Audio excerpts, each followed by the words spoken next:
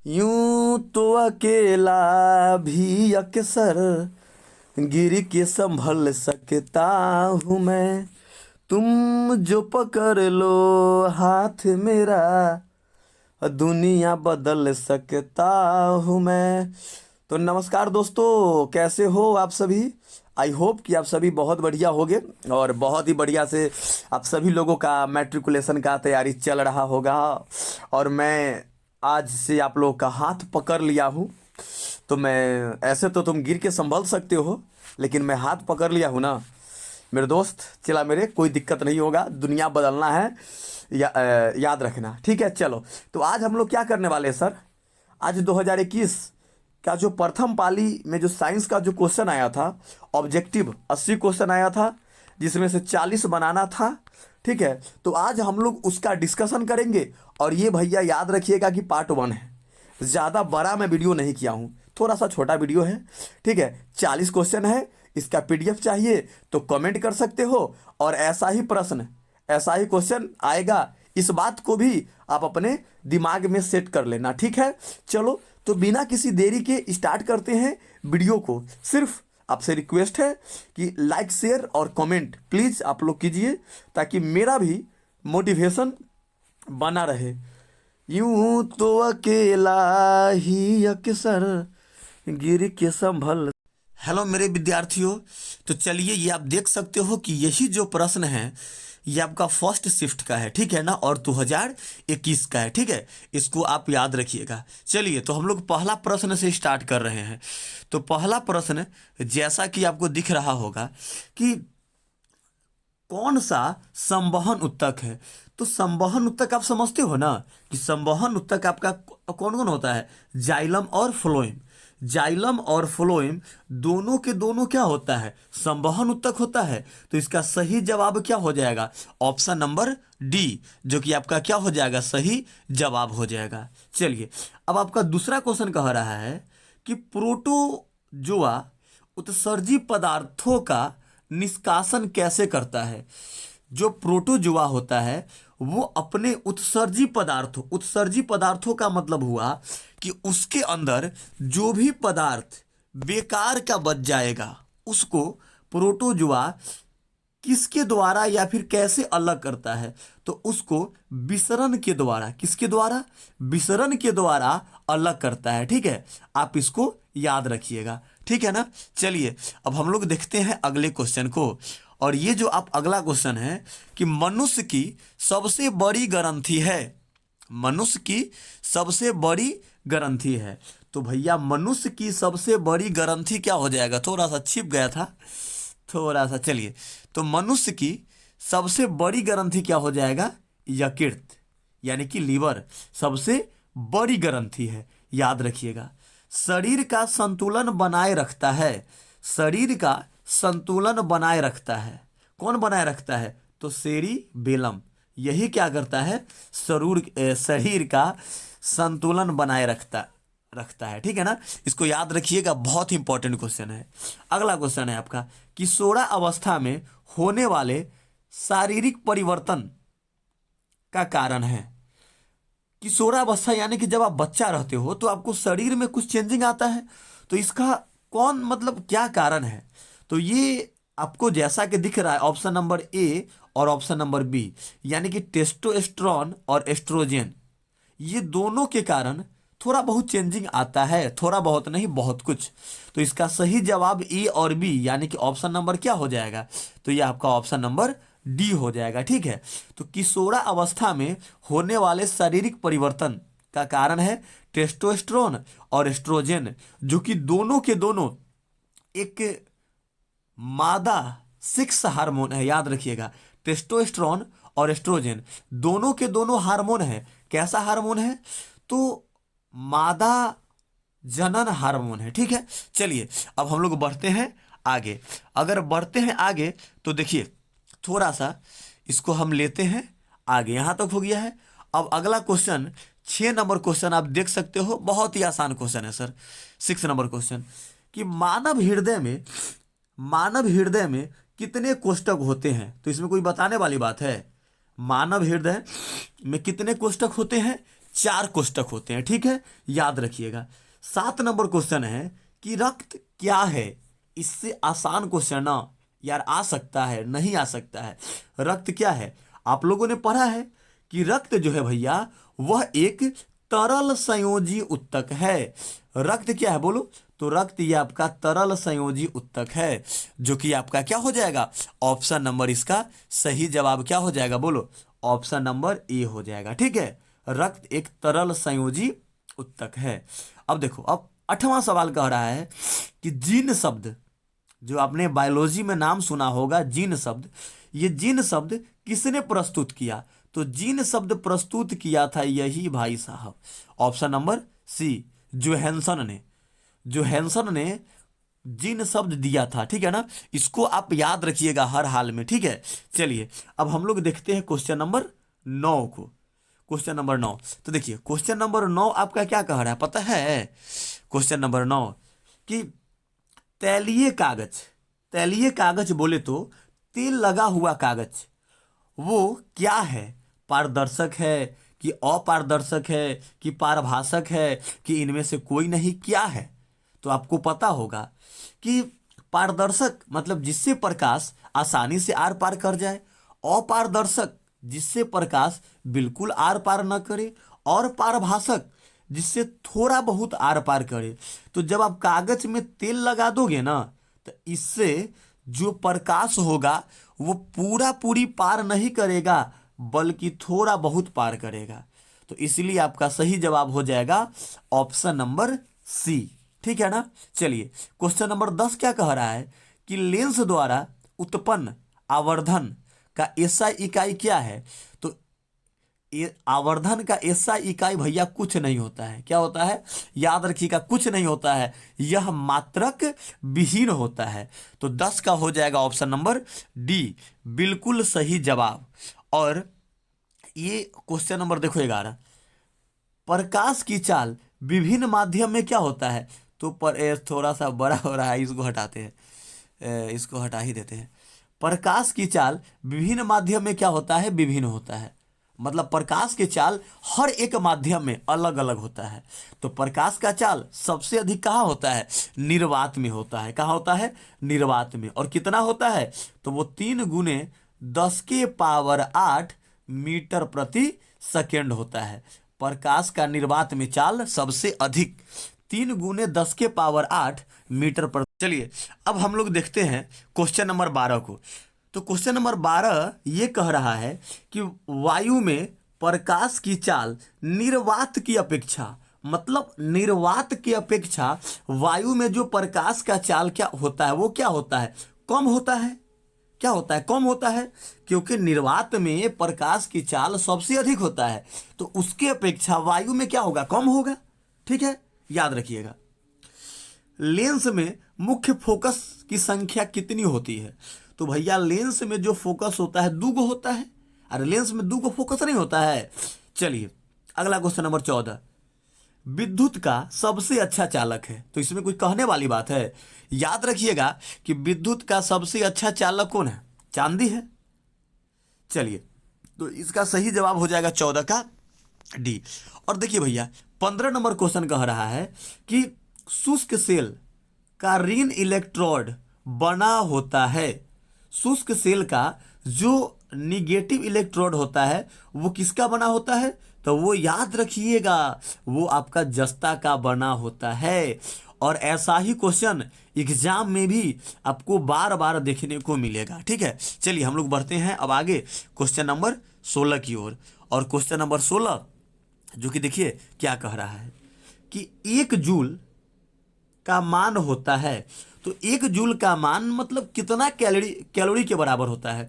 तो 1 जूल का जो मान होता है वो 0.24 कैलोरी के बराबर होता है, ठीक है। 17 नंबर क्वेश्चन, बुझा हुआ चूना का सूत्र पूछ रहा है। तो याद रखिएगा कि जो बुझा हुआ चूना है उसका सरसूत्र होता है CaOH का होल ट्वाइस। क्या होता है? CaOH का होल ट्वाइस होता है, ठीक है ना। चलिए अब क्वेश्चन कह रहा है 18 नंबर कि निम्न में कौन भस्म नहीं है? कौन भस्म नहीं है? तो कौन भस्म नहीं है, कोई कहने वाली बात है। ये देखिए NaCl, NaCl सोडियम क्लोराइड, ठीक है ना, ये जो कि ये क्या है, लवण है, ये आपका भस्म नहीं है। तो NaCl इसका सही जवाब 18 का बी हो जाएगा। ठीक है, चलिए अब हम लोग देखते हैं क्वेश्चन नंबर 19 को। ठीक है, देखिए ये जो आपका क्वेश्चन नंबर 19 है, वो भैया 19 क्या बोलना चाह रहा है, तो देखिए 19 कहना चाह रहा है कि जस्ता का अयस्क है, जस्ता का अयस्क है। तो जस्ता का अयस्क क्या हो जाएगा, बोलिए, जिंक ब्लेंड हो जाएगा, जिसका फॉर्मूला क्या होता है, याद रखिएगा, जिंक ब्लेंड, जिसका फॉर्मूला हो जाएगा भैया ZnS। कभी काली एग्जाम में फॉर्मूला पूछ लेगा कि जिंक ब्लेंड का सूत्र क्या होता है, तो जिंक ब्लेंड का सूत्र होता है ZnS। अब देखिए एक और ऑप्शन है आपका सिनेवार, सिनेवार जिसका सूत्र क्या होता है HgS। देखो ZnS ये हो जाएगा जिंक ब्लेंड का, जबकि सिनेवार का क्या हो जाएगा HgS। और अगर हम बात करते हैं सिनेवार का, तो सिनेवार क्या है, तो ये एक उसको क्या बोलते हैं कि पारा का एक सल्फाइड खनिज है जो कि बहुत ही जहरीला होता है। तो याद रखिएगा कि सिनेवार किसका अयस्क है, तो पारा का अयस्क है, और इसका सूत्र क्या होता है HgS। अब सर एक देखिए एक और ऑप्शन है बॉक्साइट। तो सबसे पहले बात करते हैं बॉक्साइट। बॉक्साइट का फॉर्मूला क्या हो जाएगा, याद रख लेना भैया कि Al2 और उसके बाद O3 इंटू 2H2O। बॉक्साइट का सूत्र क्या होता है Al2O3 इंटू 2H2O। ठीक है, और ये किसका अयस्क है, तो ये एल्यूमिनियम का अयस्क है। और लास्ट में है सोडियम क्लोराइड, जिसका फॉर्मूला क्या होता है NaCl, क्या होता है NaCl। चलिए अब हम लोग अगले क्वेश्चन की ओर बढ़ते हैं। अगला क्वेश्चन कह रहा है कि थोड़ा सा इसको हम पूरा दिख रहा है आपको, चलिए अब आपको पूरा दिख रहा होगा। क्वेश्चन नंबर 20 ये बोलना चाह रहा है भैया कि सिलिकॉन जो है वो एक क्या है, तो यह एक उपधातु है। सिलिकॉन क्या है, एक उपधातु है। चलिए और अब क्वेश्चन नंबर 21 को थोड़ा सा करते हैं और ऊपर। चलिए 21 नंबर क्वेश्चन देखिए, एल्कोहल में कौन सा तत्व उपस्थित नहीं है, इसका जवाब देना है कि एल्कोहल में कौन सा तत्व उपस्थित नहीं होता है, तो ये आपका नाइट्रोजन उपस्थित नहीं होता है मेरी जान। अरे विद्यार्थी मेरे भाई, कोई दिक्कत है आपको, अगर दिक्कत है ना यार तो कमेंट जरूर करो, ठीक है ना, ताकि हम आपके दिक्कत को कोशिश करेंगे दूर करने का। अगर आप कमेंट करोगे तब ना। चलिए अगला क्वेश्चन 22 नंबर क्वेश्चन है कि मेथनोइक अम्ल का सामान्य नाम क्या है। मेथनोइक अम्ल का सामान्य नाम क्या है, तो इसमें कोई कहने वाली बात है, आपको तो होठ पे होना चाहिए। ऐसा क्वेश्चन ना 2021 में पूछा है, और इससे भी हल्का भरोसा रखिए कि 2022 में पूछेगा। तो मेथनोइक अम्ल का सामान्य नाम क्या हो जाएगा, फॉर्मिक अम्ल। और सर अगर हम इसके सूत्र का बात करते हैं, किसके, फॉर्मिक अम्ल के सूत्र का बात करते हैं, तो ये हो जाएगा HCOOH। इसको लिख लो कॉपी में और याद भी कर लेना कि मेथनोइक अम्ल जिसका सामान्य नाम है फॉर्मिक अम्ल, और सूत्र क्या होता है HCOOH। ठीक है, चलिए क्वेश्चन नंबर, सर्दी बहुत ज़्यादा है दोस्त, लेकिन फिर भी मैं आपके लिए सुबह में 4 बजे उठकर मैं वीडियो बना रहा हूँ, ठीक है ना।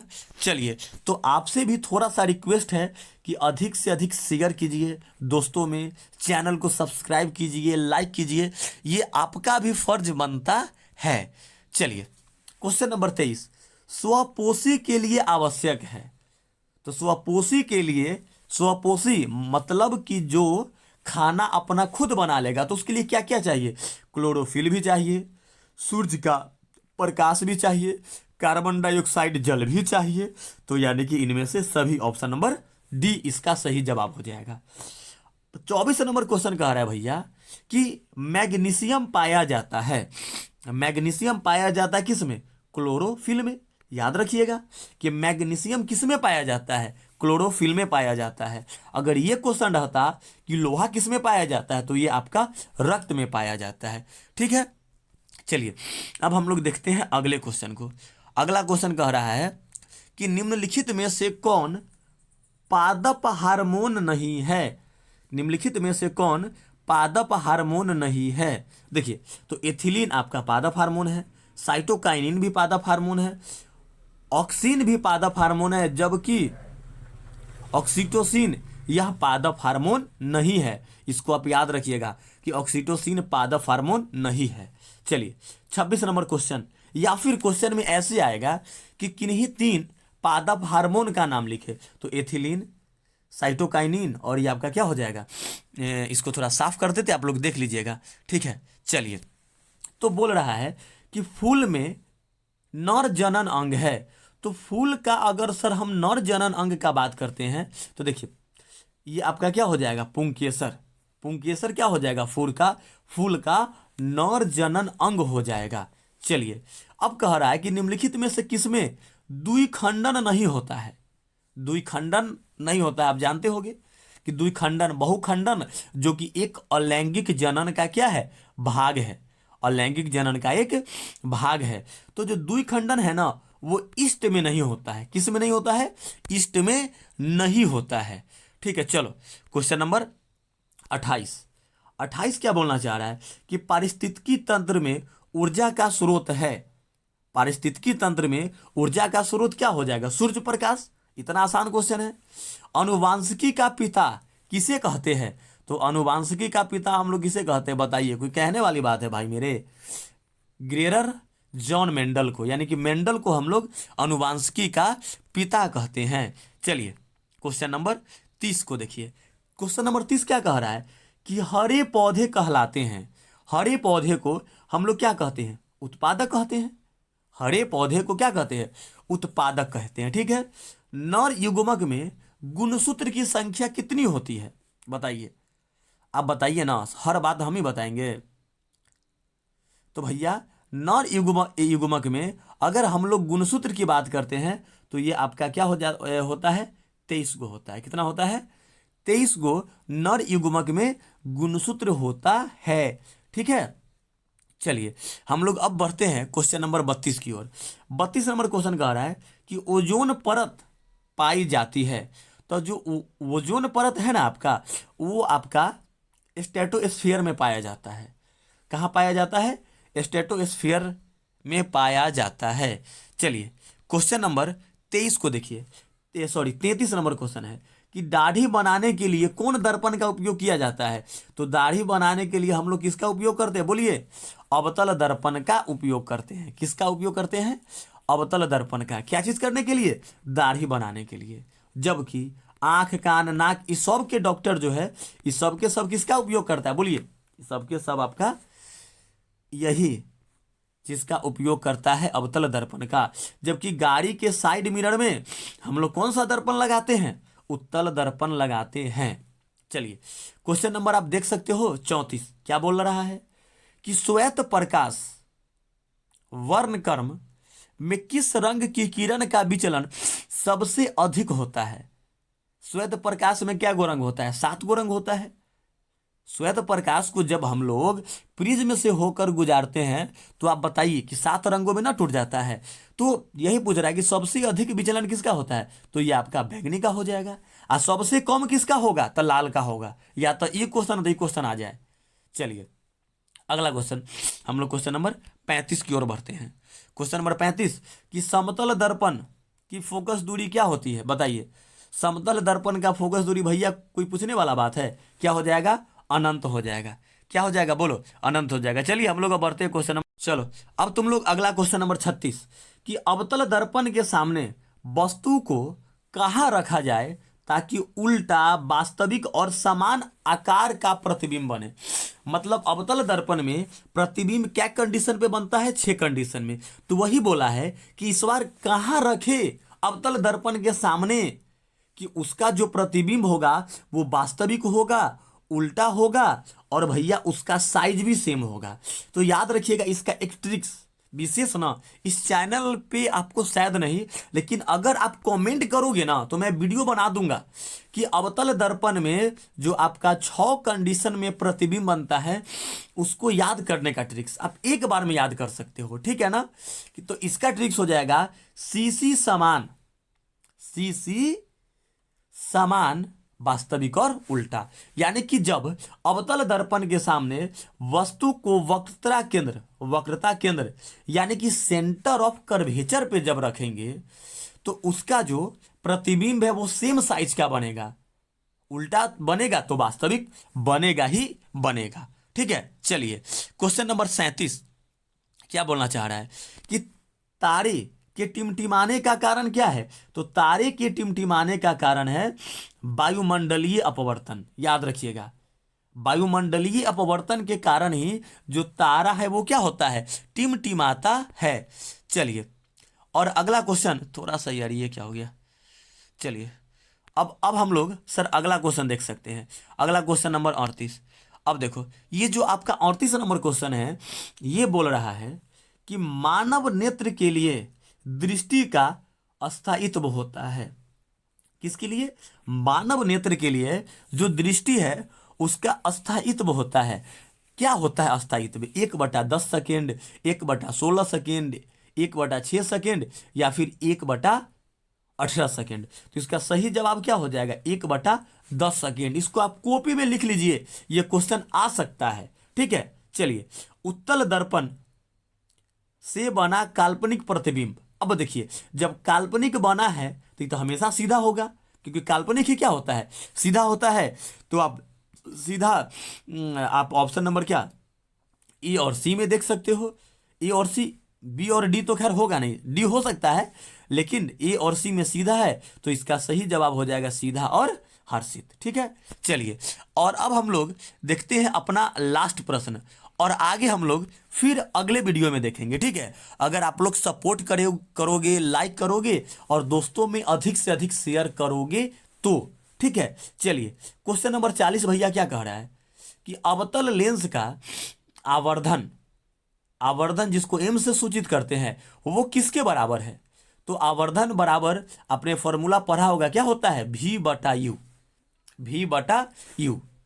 तो मैंने 40 प्रश्न आज आपको करवाया पार्ट वन में। अगर आप सपोर्ट करोगे तो मैं कल ही इसका पार्ट 2 भी लाऊंगा, और 40 क्वेश्चन और जो एग्जाम पॉइंट ऑफ व्यू से बहुत महत्व है मैं उसको करवाऊंगा। और तुम्हारा अभी रिस्पॉन्स बनता है, तुम्हारा भी अभी फर्ज बनता है कि सर जैसे मैं आपके लिए मेहनत कर रहा हूं उसी प्रकार से आपको भी मेहनत करना है। ठीक है ना? उठ के, न कि रजाई के तौर में घुस के। अगर ये वीडियो रजाई के तौर में घुस के देखोगे ना तो मजा नहीं आएगा। ठीक है ना? गार्जियन को तो दिखाओगे कि देखिए ना पापा जी हम पढ़ रहे हैं, संजीव सर का ऑनलाइन क्लास कर रहे हैं, लेकिन दोस्त मजा नहीं आएगा। ठीक है ना? गार्जियन को और टीचर को बुर्बक बनाना बंद करो। मैंने जो भी क्वेश्चन करवाया है, जो जो इंपॉर्टेंट पॉइंट मैंने डिस्कस किया है, आप कॉपी खोलिए और उसको अपना कॉपी पर लिखिए और रिवीजन कीजिए। ठीक है ना? और बुर्बक बनाना बंद कीजिए। ठीक है, मेहनत कीजिए। चलिए, हम लोग फिर मिलते हैं एक नई वीडियो में। तब तक के लिए आप लोग अपना ख्याल रखिए। Bye bye.